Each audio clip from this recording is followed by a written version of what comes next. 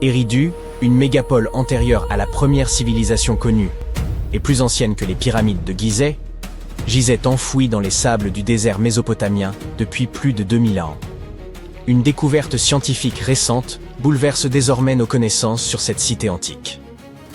Les chercheurs ont mis au jour plus de 4000 canaux autour d'Eridu, qui alimentaient en eau plus de 700 fermes exploitées entre le 6e et le début du 1er millénaire avant notre ère.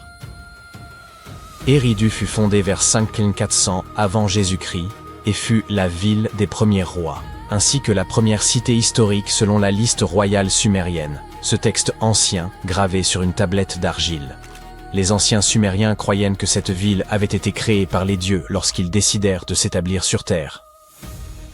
Eridu occupe une place si importante dans les mythes et légendes sumériens qu'on finit par la considérer, à un certain moment, comme un lieu purement mythique. Le mythe le plus célèbre raconte que les cieux furent courroucés par le tumulte des humains et qu'ils envoyèrent un grand déluge pour les anéantir. Une étude récente a révélé que l'Euphrate constituait la source d'eau de l'ensemble de la cité. Les chercheurs ont cartographié les vestiges du paysage ancien et identifié un réseau sophistiqué de canaux d'irrigation artificielle. Ils ont découvert 200 canaux principaux captant l'eau de l'Euphrate, lesquels alimentaient à leur tour 4000 canaux secondaires. L'équipe a mobilisé images satellitaires, vues par drone, analyse des sols, anciens registres et technologies de télédétection pour en dresser la cartographie complète. Les 700 fermes bénéficiaires présentaient des superficies variées, allant de 460 à plus de 18 000 m². Les canaux principaux mesuraient de près de 1000 mètres de long, certains s'étendant sur plus de 8 km, tandis que les plus petits pouvaient en atteindre que 10 mètres. En Mésopotamie, les rivières constituaient la principale source d'eau pour l'agriculture, obligeant les cultivateurs à maîtriser l'art d'acheminer l'eau depuis le fleuve jusqu'à leurs champs. Tout débuta par des techniques rudimentaires, telles que le creusement de petites rigoles, mais au fil des générations, ils apprirent à édifier d'immenses canaux atteignant parfois 100 km de long. L'Euphrate lui-même facilitait leurs tâches. L'eau descendait naturellement le long de ces berges surélevées, et les brèches naturelles la laissaient s'épancher sur les terres voisines. Les chercheurs ignorent à quelle époque chaque canal fut utilisé, et il paraît improbable que les 4200 canaux aient fonctionné simultanément durant cette vaste période. Eridu fut jadis un centre religieux et commercial d'une grande importance, grâce à sa position stratégique sur le golfe Persique. Son économie reposait essentiellement sur la pêche, rendue possible par les eaux de l'Euphrate. Les chercheurs y ont découvert des filets et des poids de pêche, ainsi que des ballots entiers de poissons séchés. On y a également trouvé des modèles de bateaux en roseau, première preuve matérielle connue de navires construits par l'homme. La cité prospéra jusqu'à son abandon, vers 600 avant notre ère, pour une raison que les scientifiques ne parviennent toujours pas à expliquer. Les habitants, tout comme les pèlerins et marchands de passage, avaient épuisé les ressources locales et durent laisser la terre se régénérer à plusieurs reprises avant de partir définitivement. Cela coïncida avec le moment où l'Euphrate changea de cours, privant la ville de sa source vitale d'eau. Bien des siècles plus tard, en 1854, un fonctionnaire britannique nommé John George Taylor fut envoyé en mission dans la région afin d'examiner un site isolé, Tel Abu Shahrain, constitué d'un ensemble de monticules appelés Tels, vestiges d'anciens peuplements humains. D'abord, Taylor demeura peu impressionné. Il espérait tomber sur des trouvailles majeures, telles que des statues, des inscriptions ou les ruines de temples et de palais. Faute de temps, il ne découvrit que des murs, des drains, des plateformes de pierre et des fragments de colonnes en calcaire ornés de minuscules cônes en mosaïque. Il ignorait alors que ces monticules apparemment sans intérêt abritaient l'une des plus anciennes cités terrestres, Eridu. L'intérêt du British Museum fut immédiat, mais les premières fouilles de grande ampleur ne débutèrent qu'en 1946. Les autorités irakiennes s'y impliquèrent activement, espérant éclairer les origines les plus anciennes de l'histoire mésopotamienne. Les archéologues se concentrèrent alors sur le monticule 1, un vaste tel atteignant la hauteur d'un immeuble de 8 étages. Ils mirent rapidement au jour une portion d'une pyramide à degrés inachevés, une ziggourate datant de la fin du 3e millénaire avant notre ère. En approfondissant les fouilles, ils révélèrent des strates de vie humaine remontant de plus en plus loin dans le passé. Certaines couches appartenaient à la période d'Uruk, d'autres à une époque encore antérieure aux Sumériens, appelée protohistoire. Dans ces niveaux inférieurs, ils découvrirent plusieurs reconstructions successives du temple d'Enki, la divinité tutélaire de la cité. Ce sanctuaire fut rebâti maintes fois durant plus de 2 millénaires. Chaque effondrement donnait lieu à une nouvelle construction, plus vaste et plus majestueuse que la précédente. À partir du milieu du 4e millénaire avant notre ère, les temples d'Eridu prirent une ampleur monumentale, dépassant en sophistication toutes les réalisations humaines antérieures. Parallèlement, la société se complexifia, marquée par l'apparition de classes sociales distinctes. Finalement, les habitants cessèrent de reconstruire le temple et érigèrent, vers 2100 avant notre ère, une pyramide à degrés sur les ruines. Bien qu'Eridu eût décliné, elle conserva sans doute un rôle majeur en tant que site sacré. Les fouilles ont révélé de la poterie datant des seconds et premiers siècles avant Jésus-Christ, sans trace d'habitations alentours. Les Sumériens furent, sans conteste, un peuple d'une ingéniosité remarquable. Vers 1500 avant notre ère, ils inventèrent la charrue semoir, un instrument permettant de labourer et d'ensemencer simultanément, tiré par des bêtes de somme telles que les bœufs. Cet outil était même accompagné d'instructions précises. L'almanach du fermier sumérien prodiguait des conseils sur l'art d'accroître les récoltes grâce à un labour et une irrigation bien maîtrisée. Ces méthodes agricoles ingénieuses permirent de nourrir davantage de personnes, favorisant la croissance des cités, l'émergence d'un pouvoir organisé et un approfondissement de la vie religieuse. À mesure que leur ville prospérait, les Sumériens développèrent aussi leur savoir en écriture, en mathématiques et en spiritualité. Il y a 5000 ans, ils avaient déjà mis au point le cunéiforme, l'un des tout premiers systèmes d'écriture de l'humanité. Une autre découverte récente, issue de la même région du monde, démontre que la bureaucratie existait déjà il y a 4 millénaires. Les archéologues ont exhumé d'anciennes tablettes administratives dans une autre cité sumérienne, Girsu. Ces tablettes d'argile constituent la plus ancienne preuve tangible connue du tout premier empire au monde, l'empire d'Akkad. Elles furent retrouvées dans un bâtiment d'archives d'État en briques crues, divisé en plusieurs salles qui servaient vraisemblablement de bureaux. Avant cette découverte, le fonctionnement interne de cet empire, le premier répertorié dans l'histoire, rappelons-le, demeurait obscur.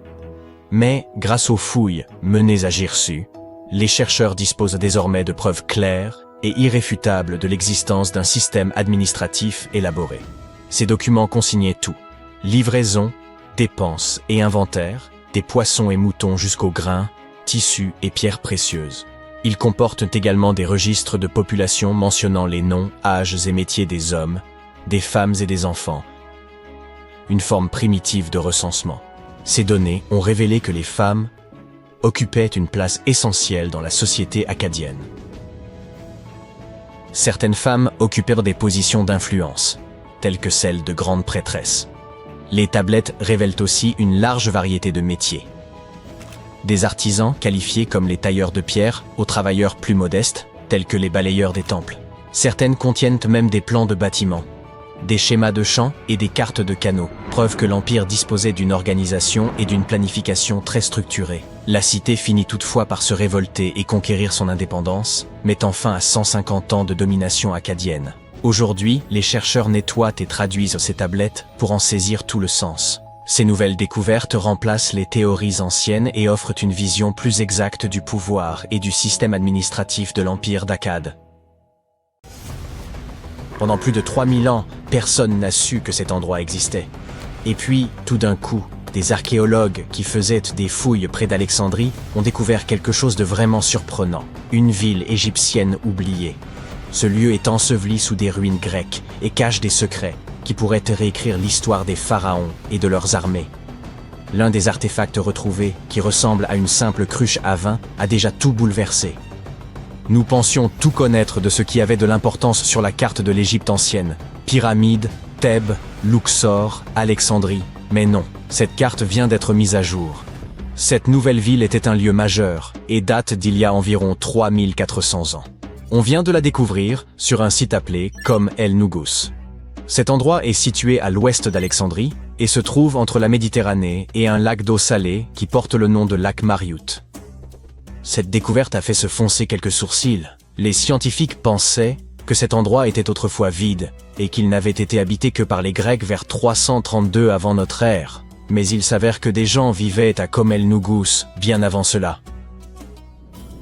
Alors que les archéologues fouillaient ces ruines grecques, ils ont remarqué quelque chose d'inattendu. Des murs en briques crues. Oui, vous savez, comme pour les pyramides, le genre de choses que les Égyptiens construisaient à l'époque du Nouvel Empire. Ces briques de terre crues sont faites de boue, d'argile, de sable et de paille. Ces ingrédients étaient mélangés avec de l'eau et séchés au soleil, pas cuits. Les Égyptiens les ont utilisés pendant des milliers d'années pour construire des maisons, des temples, des palais. Et oui, les pyramides. Bien sûr, d'autres civilisations ont également utilisé les briques de terre crue, mais celles dont se servaient les Égyptiens ont quelque chose de particulier. Ils utilisaient la paille qui poussait dans leur région, différents styles de disposition et de mortier. C'est ce qui a permis aux experts de comprendre que les Égyptiens étaient présents à Khom-el-Nougus.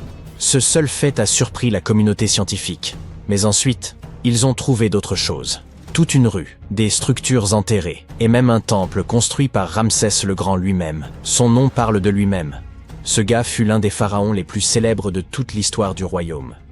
Il a régné sur l'Égypte ancienne pendant 66 ans, a mené de grandes batailles, et il adorait construire toutes sortes de choses, comme ce temple. Les gens l'aimaient tellement que les pharaons suivants ont littéralement prétendu être lui et ont inscrit son nom sur leurs bâtiments. C'est alors que les archéologues ont compris qu'ils n'étaient pas en train d'examiner de simples briques dans un village. C'était toute une ville enfouie. Ils se sont immédiatement mis à creuser davantage. Et il s'est avéré que tout ça avait été finement planifié. Le lieu avait été construit avec beaucoup de soin. Les rues avaient des drains pour empêcher la pluie de venir détériorer les murs en briques crues. Il y avait aussi de petites chapelles funéraires avec des inscriptions dédiées aux soldats. Cela suggère que cet endroit était peut-être une base militaire. Et cela change énormément de choses. Dans l'Égypte ancienne, quand l'armée arrivait, c'était pour une raison. Alors, de quoi s'agissait-il? Protection, conquête, contrôle de quelque chose d'important. Dans le cas de cette ville, on pense que c'est le vin, l'eau et le commerce, à la lisière du désert, qui avaient fait marcher l'armée. Le plus fou, c'est que nous ne connaissons pas encore exactement l'ampleur de ce site. L'équipe n'en a découvert qu'une partie jusqu'à présent. Il pourrait y avoir des fortifications, des entrepôts, des bâtiments administratifs et plus de structures religieuses et royales sous toute cette terre. Nous ne savons pas non plus comment cette ville s'appelait dans les temps anciens. Son nom est encore enterré, mais on pourrait le découvrir un jour, peut-être à l'intérieur d'un mur, peut-être sur un parchemin, peut-être sur une autre cruche cassée. L'un de ces pichets s'est déjà avéré être une merveille fascinante. Un morceau de peau en céramique, appelé amphore, portait un sceau royal pressé dessus, et ce sceau portait le nom de Méritaton. La princesse Méritaton n'était pas n'importe qui. Elle était la fille aînée de la reine Néfertiti et une des sœurs aînées du roi Toutankhamon. Oui, c'est exact. Néfertiti et Toutankhamon ont bien leur place dans cette histoire. Tout cela s'est déroulé environ un siècle avant que Ramsès le Grand ne construise l'un de ses temples ici. Il semble que la ville ait été fondée à l'époque d'un autre pharaon, le pharaon Akhenaton, époux de la reine Néfertiti, père de la princesse Méritaton et du futur roi Toutankhamon. Ce gars, Akhenaton, était un peu imprévisible. C'était le genre de personne qui devient vraiment bizarre quand il s'agit de ses lubies. Il essaya de changer complètement la religion de l'Égypte, forçant tout le monde à adorer le disque solaire, Aton, au lieu des divinités habituelles. En gros, il dit à tout le royaume que leur mythologie était fausse, et qu'à partir de maintenant, il n'y aurait plus d'Osiris, plus de Thoth ni de Seth, seulement la lumière brute du soleil. Eh oui, cette époque porte le nom de période amarnienne. Et il s'est donné à fond. Il a changé son nom, construit une toute nouvelle capitale, Amarna, au milieu du désert, redessiné des temples, réécrit des hymnes, et même interdit les images religieuses traditionnelles. Même l'art est devenu fou à l'époque. Les gens ont commencé à avoir des têtes allongées, des bourrelets ventraux, et toute cette humanité et vulnérabilité fut gravée dans la pierre. C'était délibérément bizarre. Il voulait montrer que les membres de sa famille n'étaient pas des dieux parfaits, mais des vaisseaux humains de lumière divine. Tout le monde devait sourire maladroitement et faire semblant, parce qu'il était le pharaon, après tout. Le plus farfelu, c'est qu'après son règne, son fils Toutankhamon a inversé tout ce qui était lié au disque solaire. Il a littéralement changé son nom de Toutankhaton, ce qui signifie « image vivante de l'Aton », le disque solaire en Toutankhamon, ce qui signifie « image vivante d'Amon », l'une des grandes divinités anciennes. Le roi Toutankhamon a donc ramené les anciennes divinités rouvert les temples et effacé autant que possible l'héritage d'Akhenaton. On dirait que sa famille n'aimait pas vraiment le culte du soleil, après tout. Pendant ce temps, cette cruche de vin découverte montre que la ville était probablement active, prospère et pleine de vie, à l'époque d'Akhenaton. Et c'est énorme. Jusqu'à présent, il n'y avait aucune preuve que ses idées et projets révolutionnaires s'étendaient jusqu'au nord. La cruche montre également que les vignobles et la production de vin existaient au nord du royaume. Le vin était vraiment une affaire de grande importance, justifiant l'établissement d'une base militaire. La princesse Méritaton a très probablement utilisé cette cruche. Tout comme son frère, elle est née sous le signe du soleil et fut nommée d'après celui-ci. Son nom, également orthographié Méritaton, signifie « bien-aimé de Laton ». En tant que fille aînée du pharaon et de sa reine, née en plein milieu de changements religieux radicaux, elle a été élevée pour accomplir les devoirs d'une future reine. Dès ses premières années, elle marchait dans les temples aux côtés de sa mère Néfertiti, secouant le sistre lors de rituels solennels. Elle était présente lorsqu'Akhenaton a établi sa capitale, Amarna. Il aimait clairement sa famille. Le visage de Méritaton fut gravé sur ses murs de pierre plus que celui de quiconque. Dans chaque temple, dans chaque scène sacrée, son visage apparaît et vénéré. Les événements deviennent flous dans l'histoire après le décès de son père. Le trône vacillait. Le roi Toutankhamon était très jeune, âgé de seulement 9 ans, lorsqu'il a dû assumer ses nouvelles responsabilités. Méritaton semble avoir été un bref intermède entre son père et son jeune frère. Elle a épousé un homme du nom de Smenkhkare. Les historiens ne sont même pas certains de l'identité de cet homme mystérieux. Il a même pu s'agir d'une invention, le roi fantôme d'une dynastie en ruine, ou alors, c'était son frère. Quelle que soit la vérité, ces deux-là ont pris le pouvoir et ont régné ensemble pendant un certain temps. Méritaton a obtenu le titre de grande épouse royale, un titre d'un pouvoir immense. Mais Smenkhkare a été un souverain de très courte durée. Il est décédé après environ 1 an seulement. Certains historiens émettent l'hypothèse que Méritaton était la véritable dirigeante, la pharaone informelle, car son frère était encore trop jeune. Certaines théories suggèrent même qu'elle a élevé Toutankhamon, et qu'elle est devenue une sorte de reine régente, éduquant l'enfant qui restaurerait plus tard l'ordre ancien. Mais rien de tout cela n'est confirmé. Il est très difficile pour les historiens de trouver des informations sur cette époque, car la période amarnienne a été plus tard condamnée. Les successeurs ont voulu effacer l'hérésie d'Akhenaton et tout ce qui était lié à lui, y compris Méritaton. Ainsi, même si elle a régné, même si elle a éduqué Toutankhamon, ils ont tout fait pour l'enterrer dans les sables de l'histoire. Quoi qu'il en soit, peut-être que cette nouvelle ville nous en dira plus sur les mystères de la période amarnienne, l'une des périodes les plus chaotiques de l'Égypte ancienne. Vous êtes égaré au plus profond des jungles de la péninsule du Yucatan, au Mexique. Des sons mystérieux résonnent autour de vous, et pour couronner le tout, le crépuscule s'installe peu à peu. Bientôt, vous vous retrouverez seul en plein cœur d'une forêt tropicale inexplorée. Il faut bien admettre qu'entreprendre la quête d'Eldorado en solitaire n'était pas l'idée la plus brillante. Vous continuez d'avancer aussi rapidement que possible, lorsque soudain... Attendez, que distinguez-vous là-bas ? Ça ressemble à d'imposants escaliers de pierre. Tout cela n'a rien de naturel, alors vous saisissez votre appareil pour le prendre en photo. Peut-être n'avez-vous pas déniché l'or, mais vous avez peut-être mis au jour une découverte inestimable.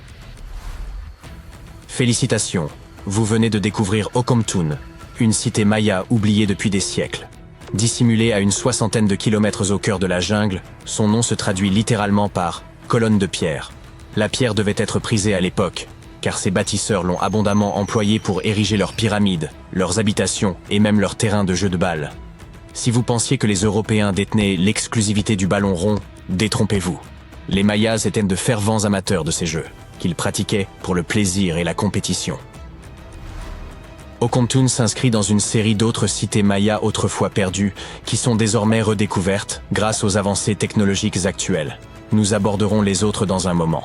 La caractéristique la plus étonnante de celle-ci est sans doute son emplacement au milieu de zones marécageuses, ce qui explique pourquoi elle fut construite sur un terrain surélevé. Cette ville, d'une envergure monumentale, s'étendait sur plus de 50 hectares, soit l'équivalent de 90 terrains de football juxtaposés. Les chercheurs ont mis au jour des indices révélant qu'Okomtun comptait des pyramides pouvant atteindre 15 mètres de hauteur, et qu'elle fut probablement un centre social majeur entre 250 et 1000 après Jésus-Christ. Il s'agit assurément d'un bouleversement majeur. Toutefois, l'exploration des cités mayas disparues remonte déjà au XIXe siècle. Les technologies modernes, telles que l'imagerie LIDAR, permettent aujourd'hui aux archéologues de scruter les forêts denses sans être entravés par la végétation. Cela signifie qu'il n'est plus nécessaire de s'aventurer dans la jungle tropicale au risque de se perdre, comme vous l'avez fait au début de cette vidéo. Le LIDAR fonctionne un peu comme une radiographie. Il projette des faisceaux laser qui détectent les traces de ruines ou de constructions anciennes. D'après Sarah Parcak, une archéologue spécialisée en télédétection spatiale, les images satellitaires ont joué un rôle crucial dans la découverte d'anciennes villes en Amérique du Sud, en Égypte et ailleurs. Elle consacre d'ailleurs la majeure partie de ses journées à analyser minutieusement ces images pour repérer d'éventuelles traces de cités anciennes. Selon elle, les ruines sont souvent enfouies sous la végétation, la terre ou le sable, rendant leur identification particulièrement complexe. Cependant, grâce à ces outils remarquables, les chercheurs ont également découvert d'anciennes chaussées mayas qui parcouraient les anciens territoires de cette civilisation. Admirez donc ces anciens passages. Nous sommes davantage habitués à voir de telles ruines dans des pays du vieux continent. Mais imaginez des routes de 40 mètres de large, blanchies à la chaux, pour guider les voyageurs dans l'obscurité. Les scientifiques ont récemment mis au jour un réseau de plus de 170 km de ces voies qu'ils estiment antérieures aux premières routes mayas officiellement répertoriées jusqu'à présent. Ces routes, qui traversaient parfois des terrains marécageux et étaient même surélevées par endroits, sont aujourd'hui qualifiées de premières super-autoroutes du monde. Bien qu'aucun indice de traction animale n'ait été retrouvé, il est probable que les Mayas les aient utilisées pour se déplacer au sein d'un réseau, pouvant compter jusqu'à 964 peuplements. Construites sous la forme d'une vaste toile d'araignée, ces chaussées, d'après les informations recueillies par les archéologues, servaient à former un système étendu d'échanges économiques et sociaux entre les différentes cités. Cette découverte remet complètement en question l'idée selon laquelle la période préclassique maya, qui remonte à 2000 ans avant notre ère, se limitait à de petits villages tribaux. Imaginez l'ampleur des ressources humaines et l'expertise en ingénierie qu'il a fallu mobiliser pour ériger ces immenses voies blanches. Les archéologues pensent que la construction de ces voies suivait un processus similaire à celui utilisé pour les pyramides, un amalgame de boue et de pierres de carrière, complété par plusieurs couches de calcaire pour leur donner cette teinte éclatante. Assez impressionnant, n'est-ce pas ? Prenons cependant un peu de recul pour mieux comprendre le contexte. Les Mayas représentèrent l'une des plus vastes civilisations précolombiennes des Amériques. Jusqu'à présent, les spécialistes estimaient qu'à son apogée, la civilisation maya comprenait plus de 40 cités, regroupant des millions d'habitants. C'est une population considérable. Leur empire s'étendait de la péninsule mexicaine du Yucatan jusqu'au Guatemala et au Belize, avec une économie fondée principalement sur l'agriculture.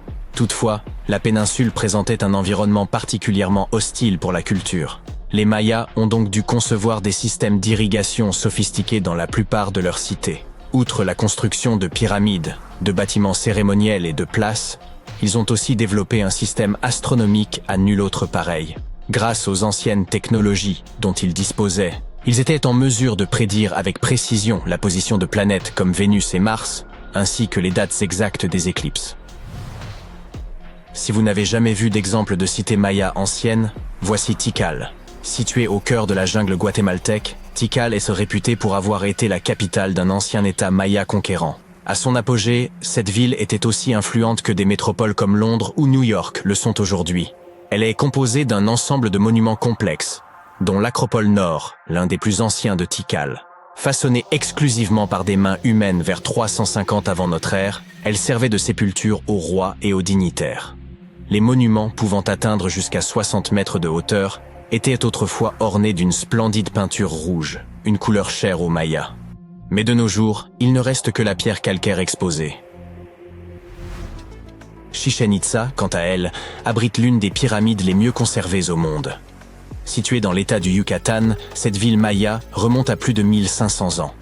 À son apogée, elle comptait environ 35 000 habitants et s'étendait sur une superficie de 10 km². Le site est dominé par El Castillo, un majestueux temple pyramidal de 24 mètres de haut. Ce qui le distingue particulièrement, ce sont les 91 marches de chacune de ses 4 faces qui, en y ajoutant la plateforme supérieure, totalise 365 marches, correspondant au nombre de jours de l'année solaire. Il est évident que c'était une civilisation de grande ampleur, n'est-ce pas? C'est d'ailleurs pour cette raison que le mystère de son déclin reste si difficile à élucider. Les indices relatant l'effondrement de cet empire autrefois puissant sont rares. Quelle en aurait été la cause? Une sécheresse dévastatrice peut-être? Des recherches menées en 2017 ont apporté quelques éléments nouveaux susceptibles d'éclaircir ce mystère. À partir des données recueillies sur le site de Ceibal, au sud-ouest de Tikal, les chercheurs ont examiné les résultats des analyses de radiocarbone, ainsi que les découvertes issues des fouilles archéologiques et des céramiques, pour obtenir de nouvelles informations sur le déclin inattendu de cette grande civilisation. Les résultats indiquent que les Mayas n'ont probablement pas subi un effondrement soudain, mais plutôt une série de vagues d'instabilité sociale et de crises politiques. Ces bouleversements auraient entraîné la dégradation des centres urbains et amorcé la dispersion de la population maya. Il reste néanmoins difficile de déterminer avec précision les causes exactes de ce déclin. Cela dit, de récentes découvertes apportent un éclairage important sur l'histoire de l'humanité, touchant non seulement l'Empire Maya, mais aussi d'autres civilisations disparues d'Amérique du Sud. Une découverte majeure au Brésil, réalisée grâce à l'imagerie satellitaire, suscite également la stupeur des scientifiques. Des images prises à proximité du rio Xingu, dans la région amazonienne, suggèrent que des villes peuplées de millions de personnes auraient pu exister au cœur de la jungle, bien avant l'émergence de notre civilisation moderne. Si cela ne vous surprend pas, difficile de dire ce qui le ferait. Des images satellites ont également révélé un réseau de tranchées datant de 200 à 1200 après Jésus-Christ, au sein de la forêt bolivienne. Ces traces suggèrent la présence de communautés pouvant abriter environ 60 000 personnes au cœur de la jungle. Lorsque des chercheurs de l'Université de Floride se sont rendus sur le terrain pour vérifier les données satellitaires, ils ont eu la surprise de découvrir plusieurs monticules, accompagnés de fossés et de géoglyphes. Les archéologues ont aussi mis au jour des vestiges de murs soigneusement élaborés, organisés autour de places et rappelant les constructions typiques des anciens Mayas.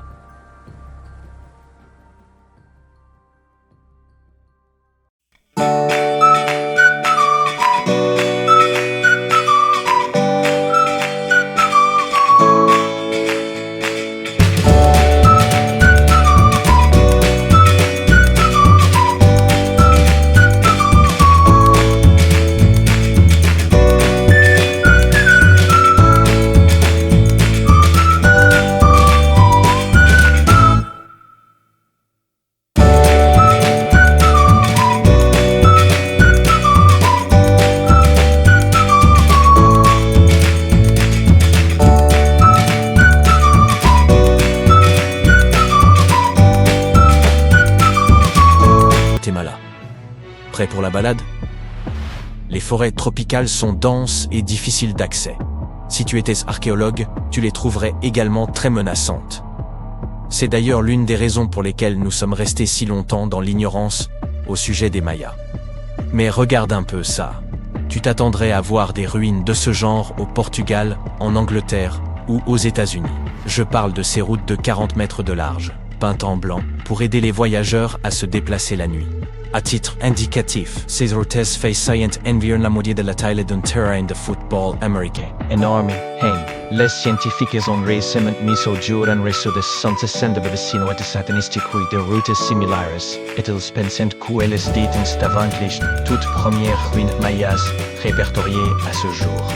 Ces routes, qui traversent parfois des terrains marécageux et pouvaient même être surélevées, sont en quelque sorte les premières autoroutes du monde.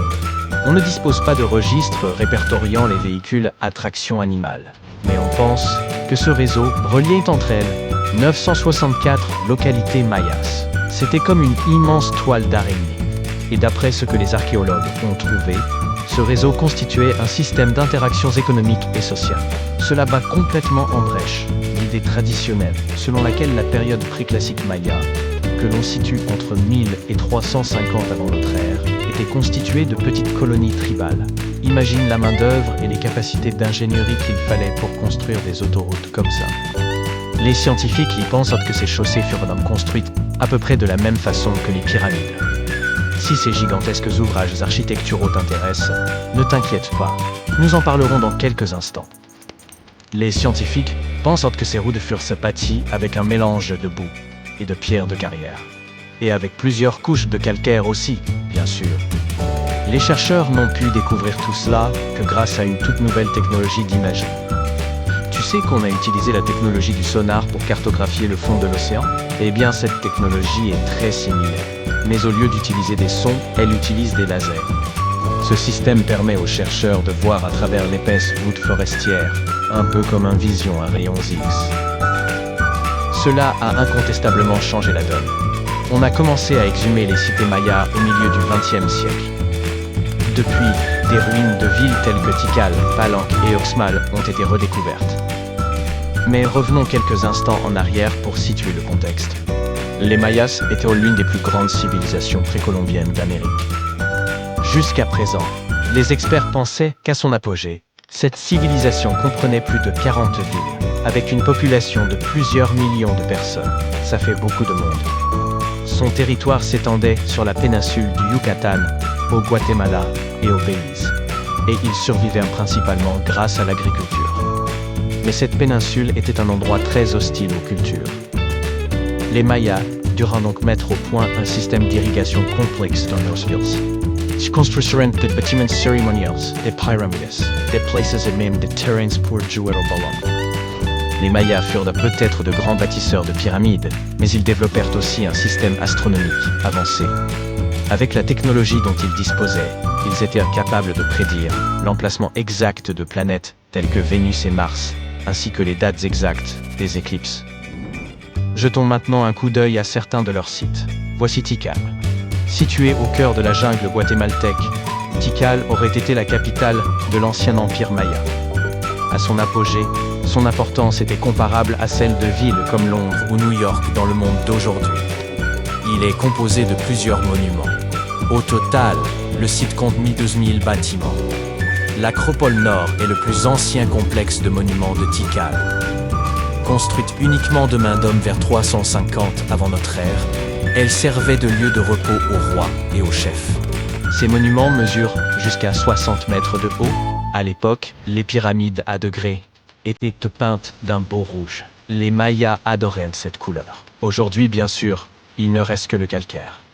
Nous avons dit que l'empire maya s'étendait sur plusieurs pays. Il n'est donc pas surprenant que Chichén Itzá se trouve aujourd'hui à 10 heures de route de Tikal. Il n'y avait pas de querelle entre ces sites. Il s'agissait simplement de centres-villes différents. Un peu comme New York et Los Angeles. On y trouve l'une des pyramides les mieux préservées de la planète. Située dans l'état mexicain du Yucatan, cette cité maya a plus de 1500 ans. À son apogée, elle abritait 35 000 personnes. Le site s'étend sur une superficie de 10 km². Son centre est El Castillo, un énorme temple en escalier d'une hauteur de 25 mètres. Sa caractéristique principale est qu'il comporte 91 marches sur chacun de ses 4 côtés. En comptant la plateforme supérieure, cela fait 365 marches.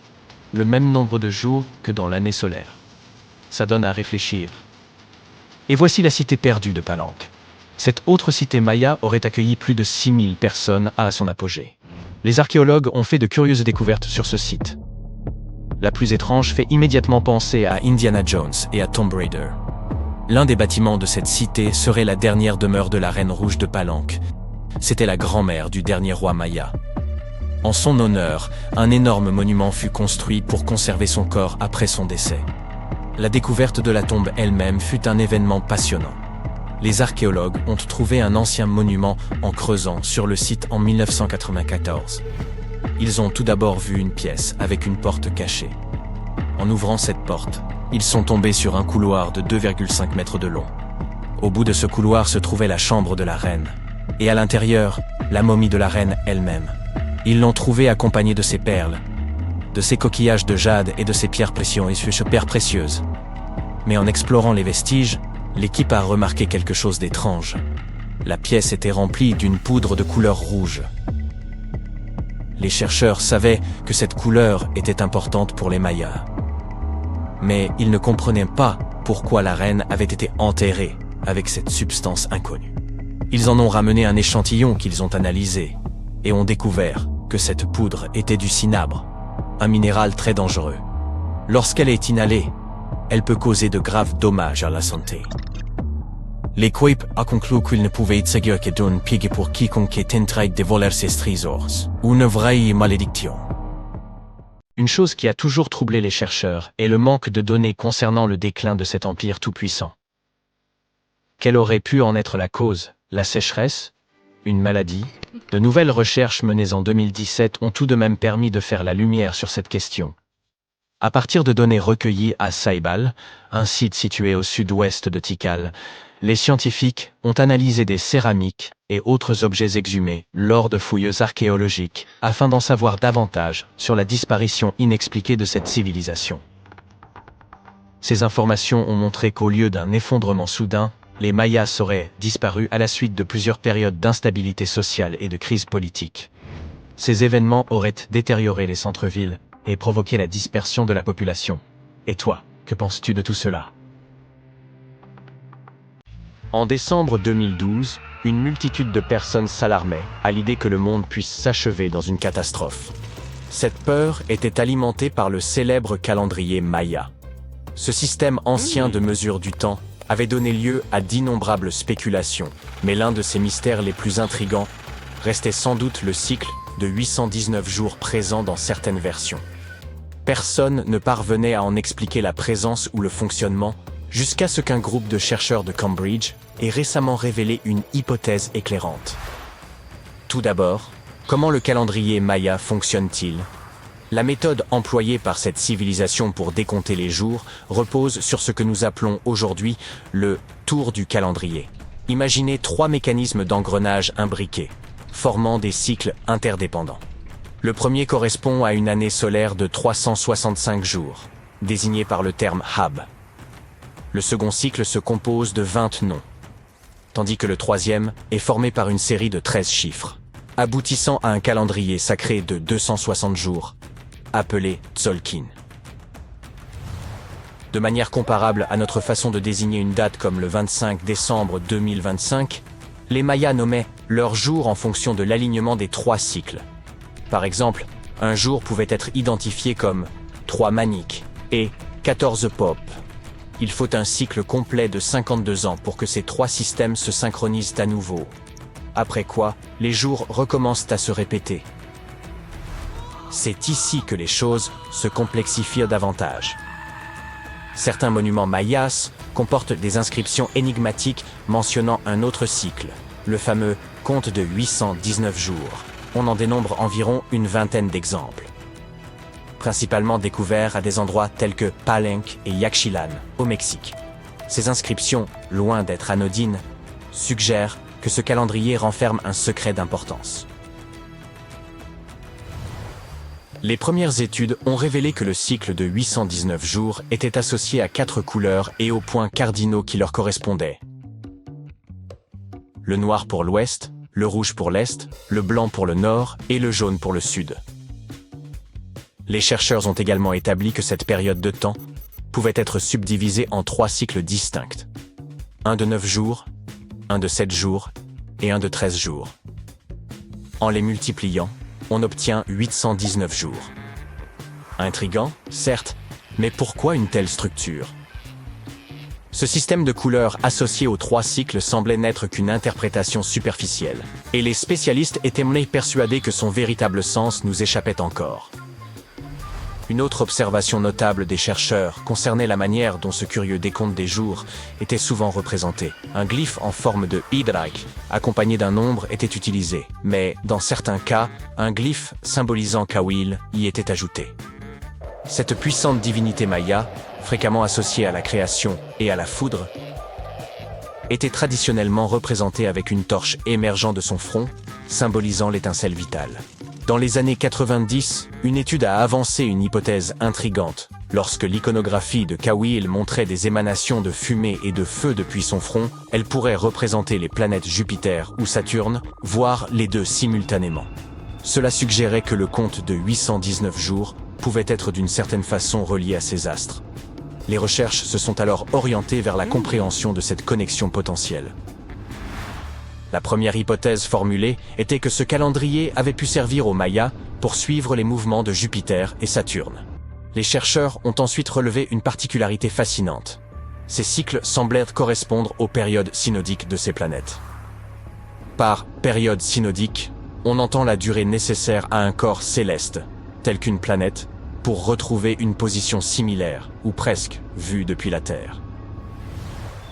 Cependant, malgré l'intérêt de cette théorie, certains aspects restaient incohérents. Chaque planète suit une trajectoire bien spécifique, et tenter d'intégrer plusieurs d'entre elles dans une période de 819 jours posait problème. En clair, ce système calendérique en 4 parties, assorti de son code de couleurs, s'avérait trop limité pour coïncider parfaitement avec les périodes synodiques des planètes visibles. Il semble donc que nous soyons revenus à la case départ. Ce mystère a déconcerté les spécialistes pendant des décennies, jusqu'à ce qu'en 2023, une nouvelle approche vienne tout remettre en question. Les chercheurs ont compris qu'ils devaient changer de perspective. Au lieu de considérer ces 819 jours comme une unité fixe de temps, ils devaient envisager ce nombre comme une série de chronologies. Ainsi, cette période ne serait qu'un fragment d'un calendrier infiniment plus vaste. Comme évoqué précédemment, ce cycle semblait être conçu pour suivre la période où une planète devenait visible depuis la Terre.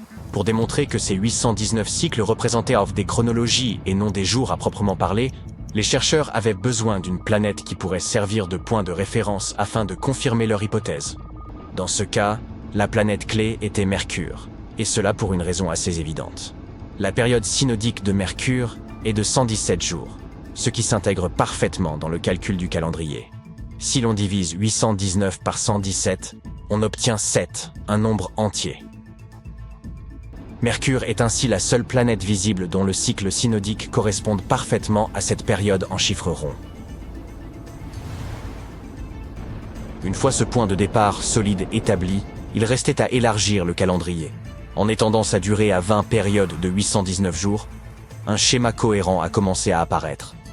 Et, comme par magie, tous les cycles synodiques des planètes venaient s'intégrer parfaitement dans ce système. Par exemple, la période synodique de Saturne, qui est de 378 jours, s'aligne parfaitement après 6 cycles de 819 jours.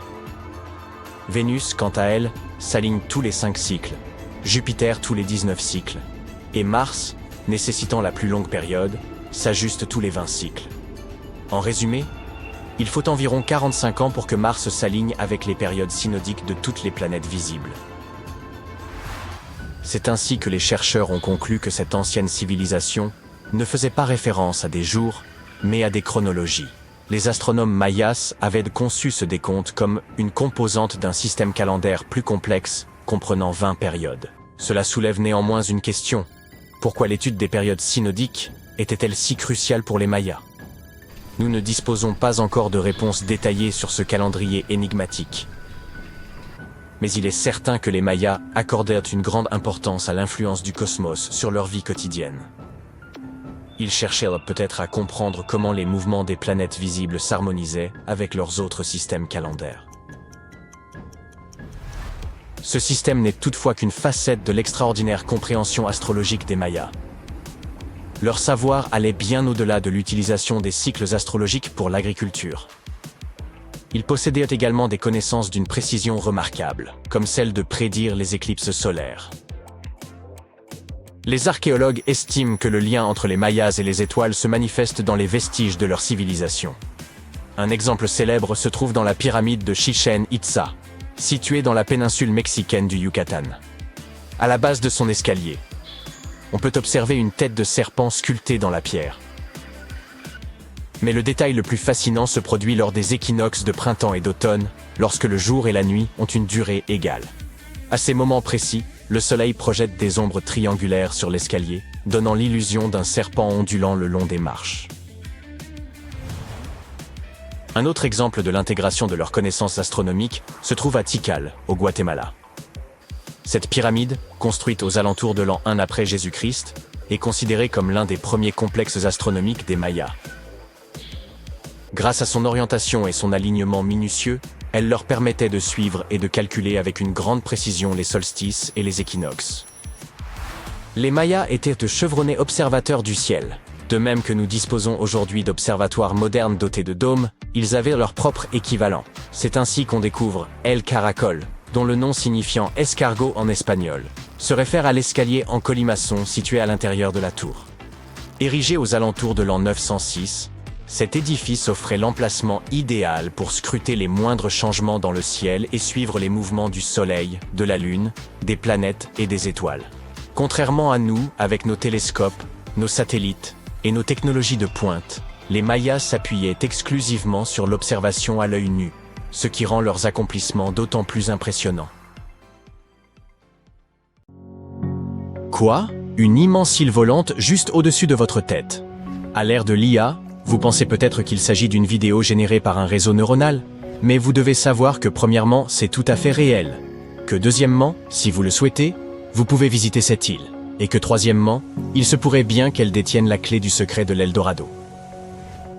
Cet endroit s'appelle Roraima, et il ne s'agit en réalité pas d'une île, mais d'une montagne. En raison de plusieurs facteurs, nous avons l'impression de voir une île flotter au-dessus de nous. Mais tout cela est dû au sommet plat de la montagne. Elle n'a pas de pic, et présente donc un plateau, et les nuages épais qui l'entourent se fondent dans le ciel, créant une illusion d'optique. Malgré les progrès de la technologie satellitaire et l'accès abordable aux voyages en avion, il subsiste encore quelques endroits sur Terre que l'on peut qualifier d'inexplorés. Le mont Roraima est l'un d'entre eux. Il existe depuis près de 2 milliards d'années et constitue l'une des plus anciennes formations rocheuses de notre planète. À titre de comparaison, les dinosaures sont apparus il y a environ 240 millions d'années. Certains scientifiques pensent que cette région faisait autrefois partie d'un supercontinent appelé Gondwana, et qu'à l'époque, ce n'était pas encore une montagne. Lorsque le supercontinent s'est fragmenté, l'érosion a créé cette merveille géologique en forme de table. Cependant, ce qui est intéressant à propos de cet endroit, ce n'est pas son âge, mais le fait qu'il semble encore préhistorique, presque intact. Cela s'explique par l'exploration tardive de cette partie de l'Amérique du Sud. D'ailleurs, nous découvrons encore chaque année de nouvelles espèces de faune et de flore dans ces environs. Pour une montagne, elle est relativement petite, seulement 2810 mètres. Certaines villes sont situées à une plus grande altitude, comme La Paz en Bolivie, qui culmine à 3640 mètres. Des gens pourraient donc vivre dans la région du mont Roraima, malgré son accès difficile. Cependant, il y a un hic. Les Paimon sont les premiers à avoir habité cette région et ils possèdent une tradition mythologique incroyablement riche. Par exemple, leur mythologie met en scène des divinités qui vivent sur les tépuis, des montagnes au sommet plat situées dans les prairies. Ces montagnes sont considérées comme sacrées et interdites aux vivants, car elles seraient le lieu de résidence des esprits ancestraux, les Mawari. Il existe donc des traditions qui interdisent de vivre dans cette région, mais certaines sources affirment néanmoins que des communautés locales y habitent. Cependant, les problèmes ne sont évidemment pas seulement liés aux esprits, mais aussi aux possibilités d'emploi très limitées. Des visites guidées sont toutefois proposées.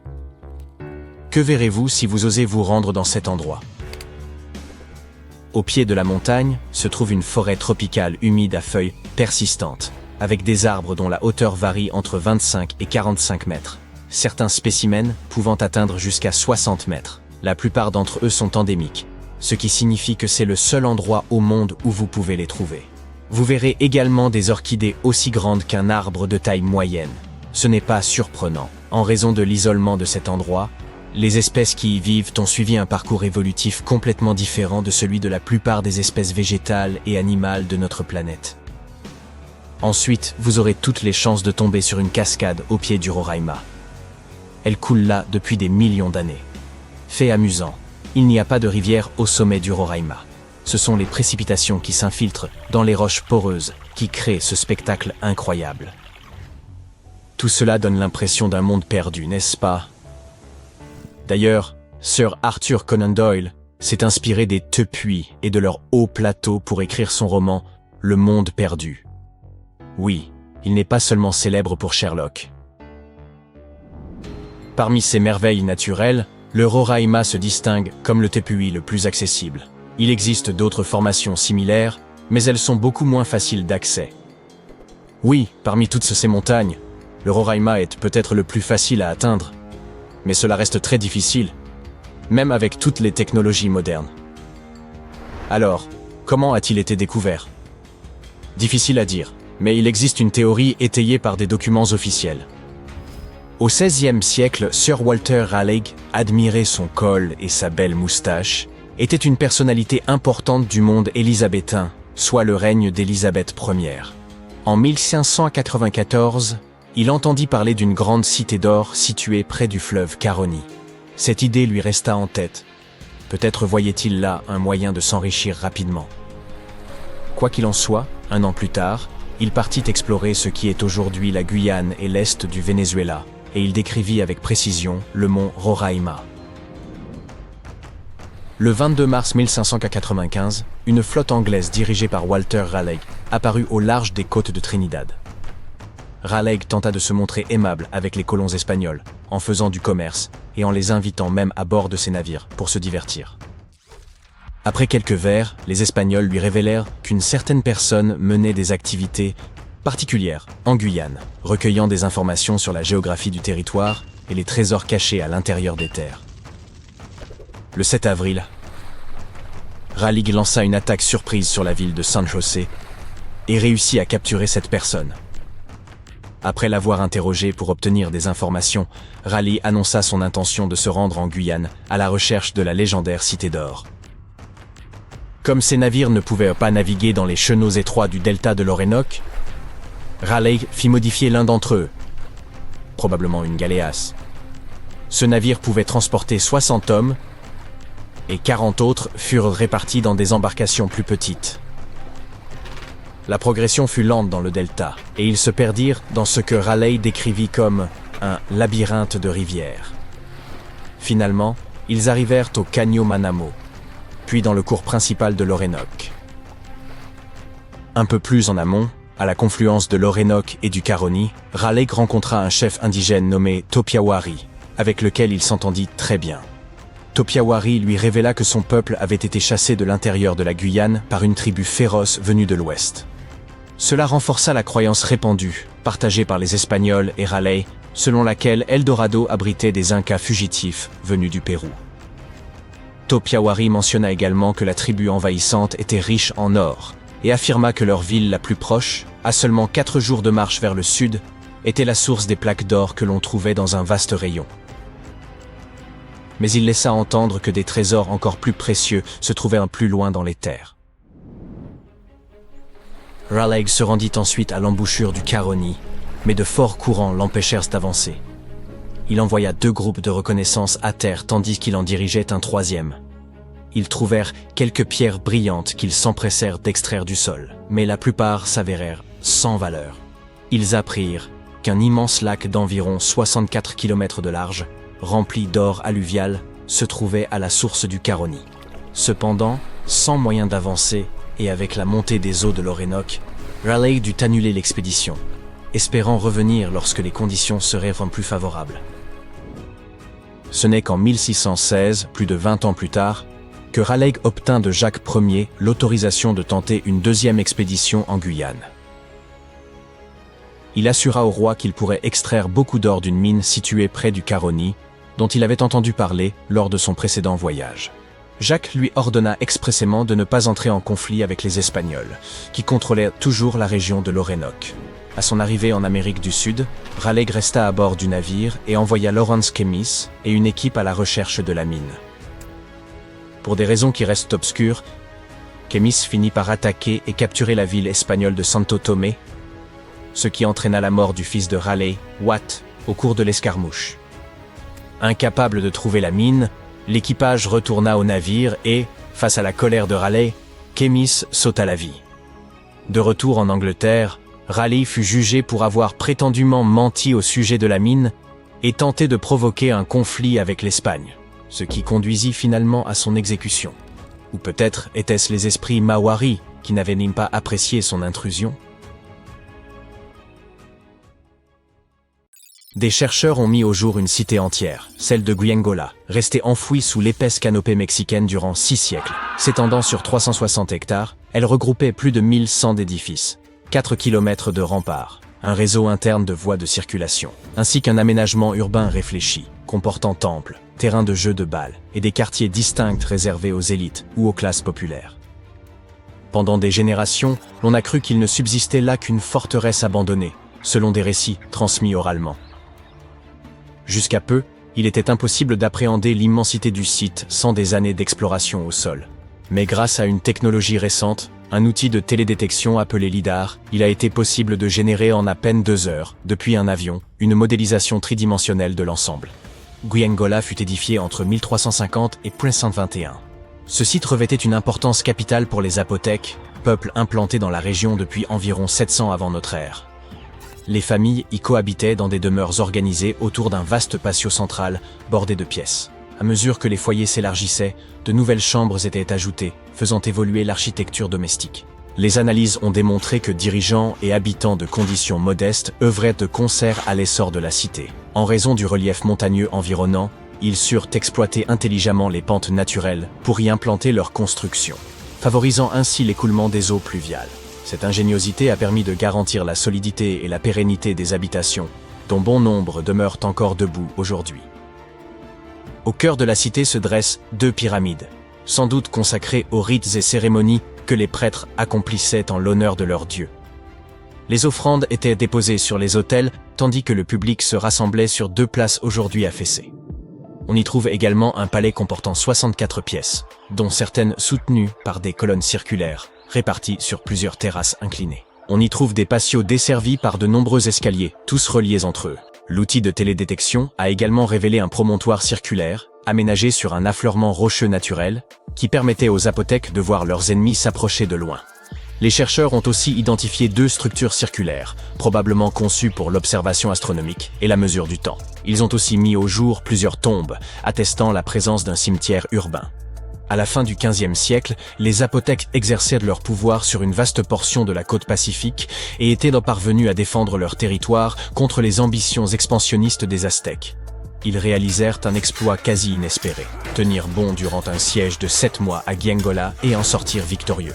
Après cette victoire, ayant conservé leur domination sur le sud mésoaméricain, les Zapotèques n'avaient plus besoin de demeurer à Gwiengola. Si les montagnes offraient certains avantages, l'accès à l'eau douce et à des terres fertiles pour l'agriculture s'avérait essentiel. La petite ville de Tehuantepec, située à 19 km à peine, réunissait ces conditions. Ils s'y établirent donc peu avant l'arrivée des Espagnols, en 1521. Avec le temps, les pratiques culturelles des Zapotèques commencèrent à décliner. Leur civilisation ne s'éteignit toutefois pas totalement. Aujourd'hui encore, plus de 3000 Zapotèques résident dans l'état mexicain d'Oaxaca, où ils continuent de perpétuer leur langue et leurs traditions.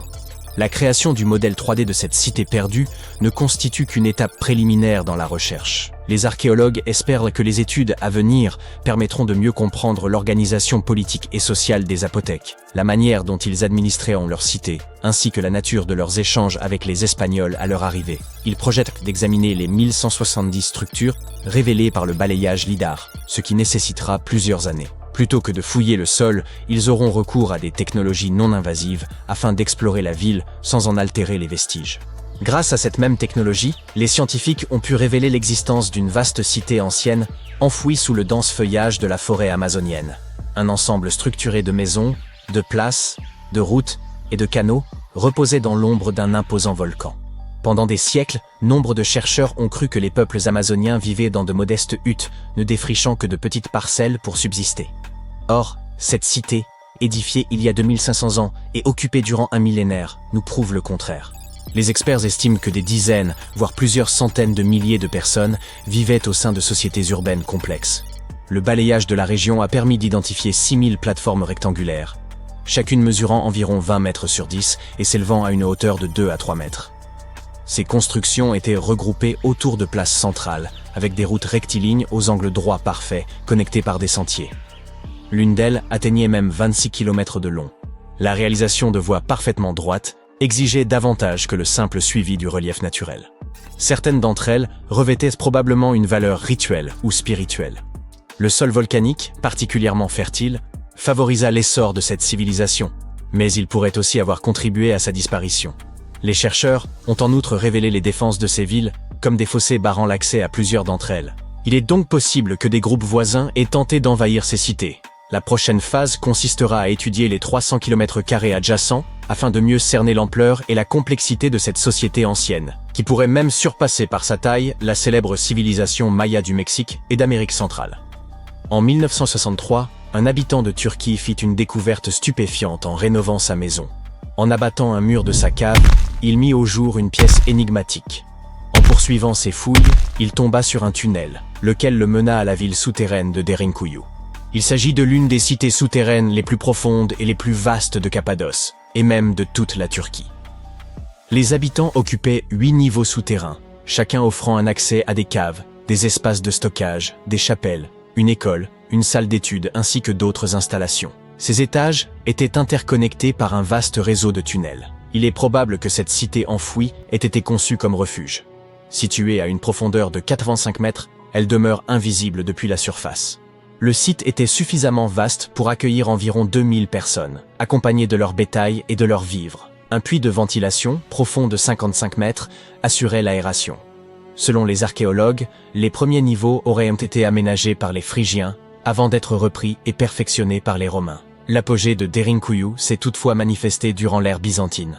La cité suivante, longtemps tenue pour légendaire, n'était évoquée que dans de rares textes anciens et quelques inscriptions énigmatiques, si bien que son existence demeurait incertaine. Après avoir exploré une grande partie du littoral égyptien, un archéologue du nom de Frank Goddio et son équipe ont soudain aperçu un visage monumental émergeant des profondeurs. C'est ainsi que la ville engloutie de Thonis Héracléion fut révélée, à plus de 6 km au large d'Alexandrie. Parmi ces vestiges reposaient 64 navires, 700 ancres et un fabuleux trésor de pièces d'or. Les archéologues considèrent que les éléments les plus remarquables de cette découverte sont la statue haute de 6 mètres et les vestiges du temple. À son époque, la cité accueillait des rituels et des célébrations dans le sanctuaire d'Amon. Façonnées en granit et en diorite, les ruines ont traversé les siècles sans se détériorer malgré leur immersion prolongée. Elles offrent aujourd'hui un aperçu précieux de la vie, 2300 ans plus tôt, dans l'un des carrefours commerciaux les plus importants du monde antique. La ville disposait d'un réseau de canaux, comparable à une Venise égyptienne d'un autre âge. Ces voies d'eau reliaient divers ports et points d'ancrage, tandis que des ponts unissaient tours, temples, habitations et autres édifices. Thonis Héracléion constituait le principal port du royaume pour le commerce extérieur et la perception des taxes. L'origine de son engloutissement demeure incertaine, mais les chercheurs l'attribuent à des phénomènes naturels. Vers la fin du second siècle avant notre ère, probablement à la suite d'une terrible inondation, la cité fut submergée. Par la suite, Alexandrie, fondée par Alexandre le Grand, surpassa Héracléion en prestige et en influence. Avant cela, Héracléion faisait office de principale porte d'entrée maritime vers l'Égypte. Après la catastrophe, de nombreux navires durent réorienter leur itinéraire vers Alexandrie. Héracléion sombra alors dans l'oubli, jusqu'à sa redécouverte en l'an 2000.